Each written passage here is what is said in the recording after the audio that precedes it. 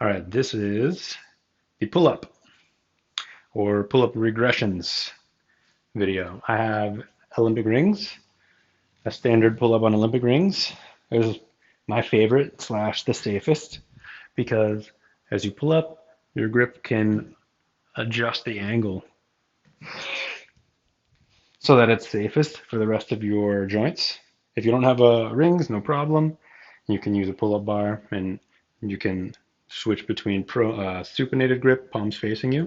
It's going to be slightly easier than a pronated grip, which is palms facing away from you.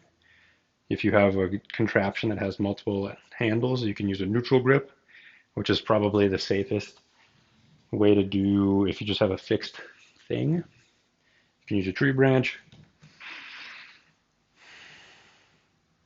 and you're just pulling up, try to get your chest all the way to touch your hands.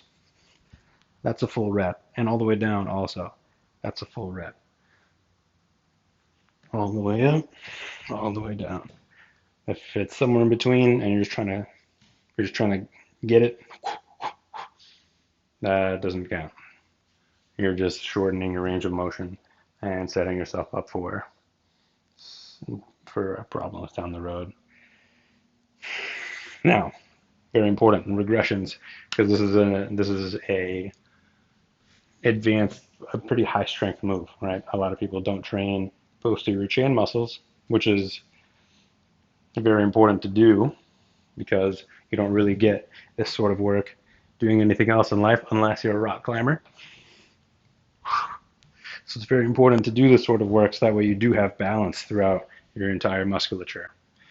So if you're trying to work up to that, to doing a full pull-up or set reps of pull-ups in a row, you can do a few things.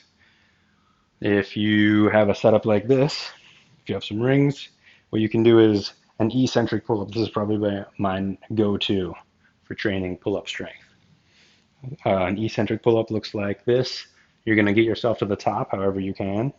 Notice how I'm standing here. And so I can use a little bit of leg boost to get me up. Nice. And then I'm going to lower myself slowly down.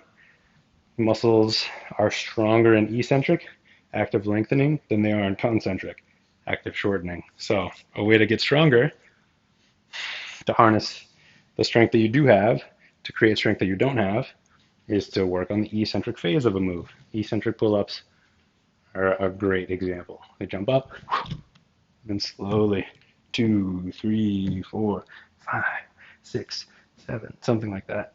Between 6 and 10 seconds is a great eccentric pull-up. Other options. If you have a pull-up bar, you can use a band. And what you would do is you would just tie the band to the bar in the middle, and then you would put a knee through, and the band is going to assist you on the way up, and it's going to assist you on the way down as it gets longer. You need a new band, which is just going to, make it so that there's less work that your arms have to do, that your shoulders and your back and your lats have to do, which makes it more accessible. Option 3 would be to just do a dead hang if all else fails.